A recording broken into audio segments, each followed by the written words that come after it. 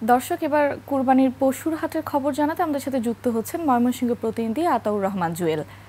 জুয়েল, শেষ সময় গরুর দাম কেমন যাচ্ছে আর ক্রেতা বিক্রেতারা আসলে কি বলছেন? ধন্যবাদ দোপা আপনাকে। ওয়ালটন আবারও মিলিনিয়ার অফারে ওয়ালটন ফ্রিজ কিনে আপনিও হয়ে যেতে পারেন মিলিয়নিয়ার।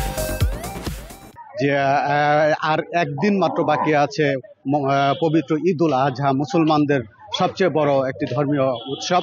এই উৎসবকে ঘিরে প্রতি বছরই আমরা যেটা দেখি, কোরবানির মুসলমানরা কোরবানি দিয়ে থাকে এবং ময়মনসিংহের আমি যদি আপনার মাধ্যমে জানাতে চাই 203টি স্থায়ী এবং অস্থায়ী পশুর হাট রয়েছে।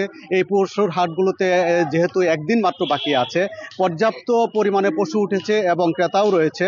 এবং তবে বিক্রেতারা যেটা বলছেন যে এবার পশুর দাম অনেকটা গেল বাড়েছে, অনেকটাই কম। এই কারণে ক্রেতারা কিন্তু বেশ খুশি কম দামে পশু কিনতে পেরে।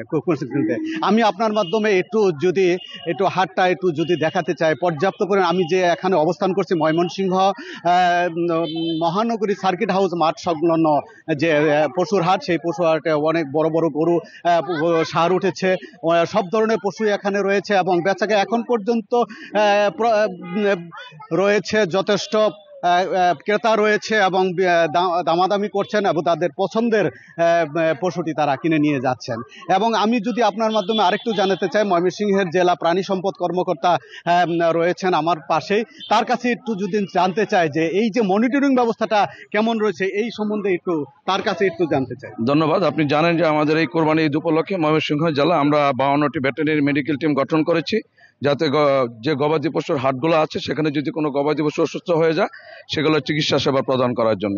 এবং আমাদের আরও মনিটরিং টিম আছে এবং অনলাইন কোরবানি হাট নামে আমাদের একটা ময়মনসিংহে আমাদের একটা ওয়েবসাইট আছে। সেখান থেকে কিন্তু আমাদের খামারিরা তাদের গবাদি পশুর ছবি এবং মোবাইল নাম্বার সহ যে তথ্য দিয়েছেন সেখান থেকে তারা কিন্তু তাদের গবাদি পশু ক্রয় করতে পারছেন।